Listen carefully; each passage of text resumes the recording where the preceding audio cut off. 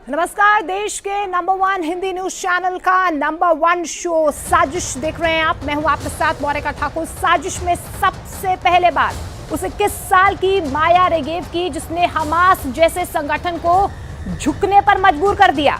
50 दिनों तक हमास की कैद में रही माया रेगेव अब आजाद है और कैद से बाहर आने के बाद माया रेगेव ने हमास के बारे में ऐसी बातें बताई हैं जिसे सुनकर नेतन्याहू भी हैरान है।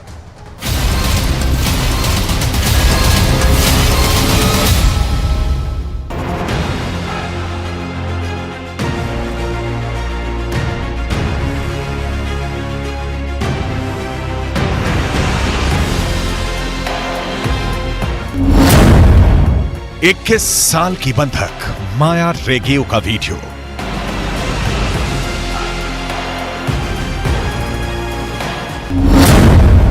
माया ने हमास के बारे में क्या बताया?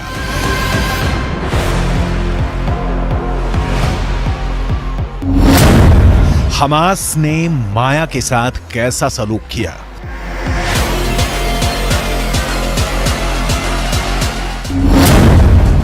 माया के साथ 7 अक्टूबर की उस सुबह क्या हुआ था?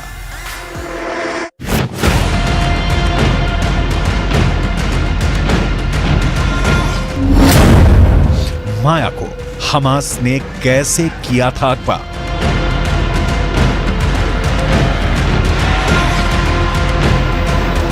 इक्कीस साल की माया रेगेव से जुड़ी हर बारीक से बारीक डिटेल आपको आगे दिखाएंगे, क्योंकि कैमरे पर माया ने हमास के बारे में जो कुछ बताया है उससे हमास के लड़ाकों के एक और पक्ष का पता चलता है।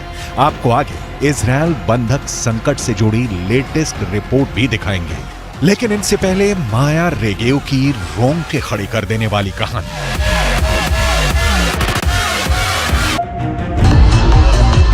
माया रेगेव सही सलामत थी जब म्यूजिक फेस्टिवल में थी,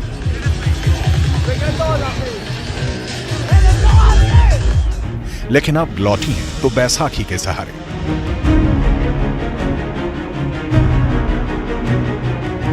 बंधकों को वापस ला रही वैन में बैठने से पहले माया रेगेव का यह वीडियो देखिए, जो हमास की उन सारे कायदों की धज्जियां उड़ाता है जिसमें कहा गया है कि बंधक बिल्कुल सुरक्षित लौटेंगे।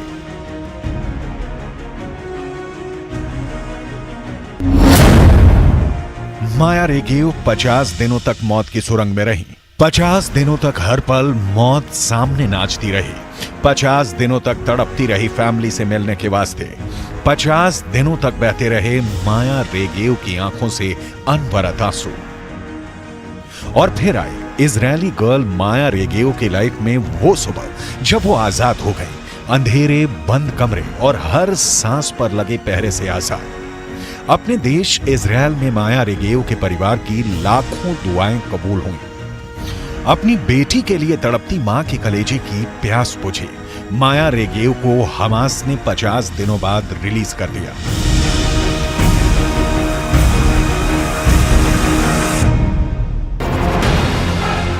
माया और माया के 18 साल के भाई इताई को हमास के लड़ाकों ने 7 अक्टूबर को नोआ म्यूजिक फेस्टिवल से अगवा किया था।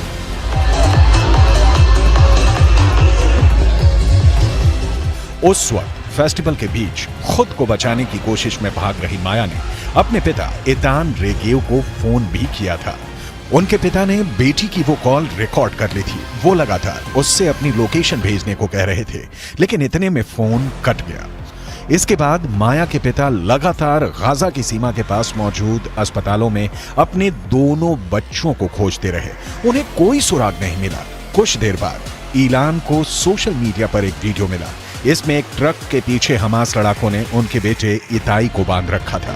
फोन कॉल के वक्त माया लगातार कह रही थी, वो लोग मुझे मार रहे हैं, उन्होंने मुझे गोली मारी है, हम मर जाएंगे, मैं कार में छिपी हुई हूं, वो हम पर गोली चला रहे हैं। היא צועקת לי בעמוק, בהיסטריה, אבא, תבוא, יורים עליי, אבא, יורים עליי, אני מתה.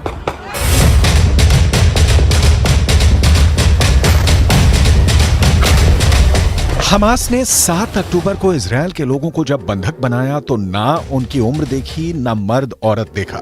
जो भी पकड़ा गया उसे अपनी वैन में ठूस कर चलते बने, जिसे जी चाहा मारा पीटा, और एक लड़की की बॉडी तो पूरे गाजा में निर्वस्त्र करके घुमाया। माया रेगेव के पैर जख्मी हैं। माया के साथ जो 12 और बंधक इजरायली कैद से रिहा हुए हैं, इनमें से 3 बच्चों की उम्र 10 साल से भी कम है।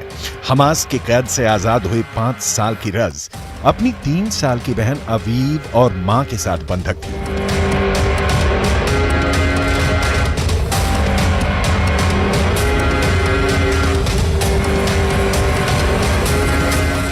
इजरायल हमास के बीच जो समझौता हुआ है उसके मुताबिक ये सीज फायर सिर्फ 4 दिनों के लिए ही रहेगा। सुबह 7 बजे से शाम 4 बजे के बीच बंधकों को छोड़ा जाएगा। हर दिन 13 बंधक रिहा किए जाएंगे। इजरायल ने एक बयान जारी कर बताया कि इसके बाद अतिरिक्त 10 बंधकों की रिहाई पर सीज फायर 1 दिन और बढ़ जाएगा।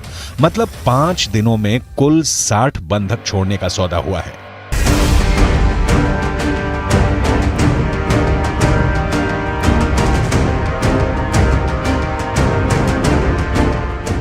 इसके बाद भी हमास की कैद में 180 बंधक बचे रहेंगे।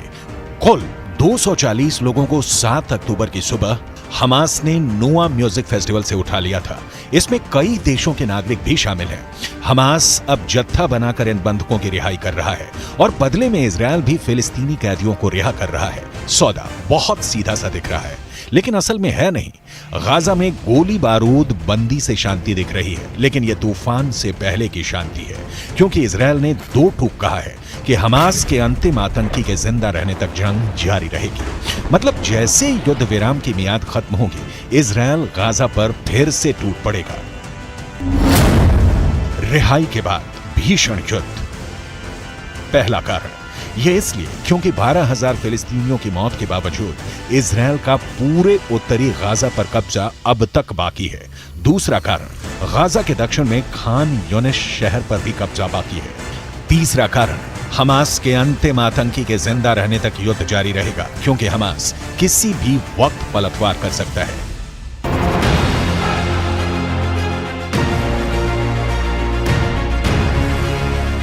मैसेज लाउड एंड क्लियर है कि संघर्ष विराम के बाद भी इजरायल नहीं रुकेगा।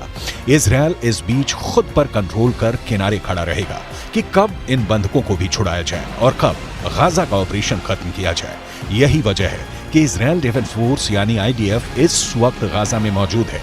टैंकों की पहरेदारी गाजा से हटाई नहीं गई है, क्योंकि जमीनी हकीकत यह है कि ना तो हमास को इजरायल पर पूरा भरोसा है कि सारे बंधकों को सुरक्षित रिहा करेगा, ना हमास को भरोसा है कि इजरायल सीज फायर का उल्लंघन नहीं करेगा। यानी दोनों सीज फायर में तब तक बंधे हैं जब तक उनकी मांग पूरी होती रहेगी। इजरायल का ताजा बयान है कि सीज फायर के बाद गाजा से लेकर कतर तक हमास के एक आतंकी को चुन चुन कर मारा जाएगा। हमास इजरायल के इस ऐलान को सुन चुका है और हमास भी ये जता चुका है कि उसे भी जब मौका मिलेगा वो इजरायल पर 7 अक्टूबर जैसा क्रूर हमला करेगा। जाहिर है दुश्मनी के बीच सिर्फ सीज फायर आया है, और वो भी बिना भरोसे वाला।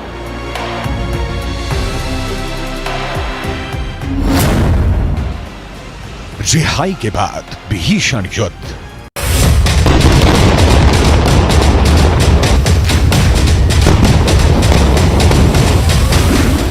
जानकारों का मानना है कि हमास युद्ध विराम के तहत खुद को संगठित कर रहा है। हमास के टॉप लीडर खुद के लिए बेहद महफूज जगह की तलाश कर रहे हैं। इजरायल की हमास के खात्मे के साथ लेबनान के हिजबुल्ला और यमन के हूथी विद्रोहियों को भी नस्तो नाबूद करने की प्लानिंग है। लिहाजा इजरायल कोशिश में है कि जितनी जल्दी हो सके बंधकों को छुड़ा लिया जाए। इजरायली विशेषज्ञों का अनुमान है कि जब बंधकों की अदला बदली का काम पूरा हो जाएगा तो गाजा शहर पर नियंत्रण की लड़ाई हफ्ते भर से 10 दिनों तक और चलेगी।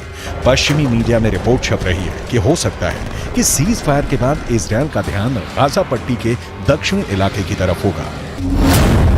इजरायल का मानना है कि याह्या सिनवार और मोहम्मद दईफ जैसे हमास के सीनियर नेता हजारों लड़ाकों के साथ गाजा पट्टी के दक्षिण में कहीं हैं।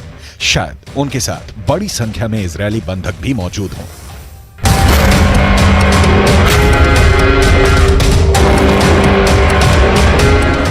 गाजा पट्टी के लगभग 22 लाख लोगों का एक बहुत बड़ा हिस्सा दक्षिण की ओर चला गया है।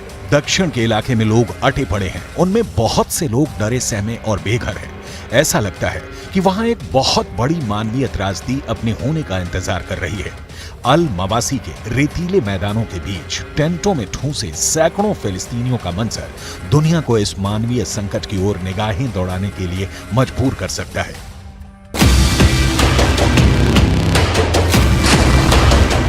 7 अक्टूबर के हमले के बाद गाजा पट्टी से लगभग 17 लाख लोग विस्थापित हो चुके हैं। इनमें से ज्यादातर लोगों ने गाजा पट्टी के दक्षिणी इलाके में पहले से भीड़ भाड़ वाले शिविरों में पनाह ले रखी है। युद्ध विराम की तारीख खत्म होते ही इन लोगों के सिर पर इजरायल की बंदूकें तान दी जाएंगी। इजरायली सेना के प्रवक्ता लेफ्टिनेंट कर्नल रिचर्ड हेच को सुनिए।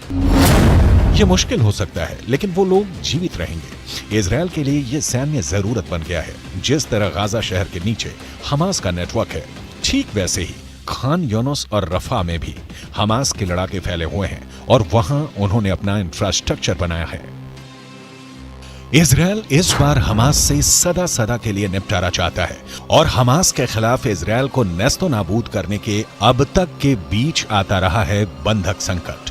बंधकों में कई विदेशी होने की वजह से और खुद इजरायल में विरोध प्रदर्शन होने से नेतन्याहू ने हमास से युद्ध विराम तो कर लिया, लेकिन युद्ध तो तभी खत्म होगा जब हमास को मिट्टी में मिला दिया जाए। इंतजार कीजिए सीज फायर को बीत जाने का और इजरायल के हमास के खिलाफ फिर से जोरदार हमले का, क्योंकि ये रुकने वाला नहीं है।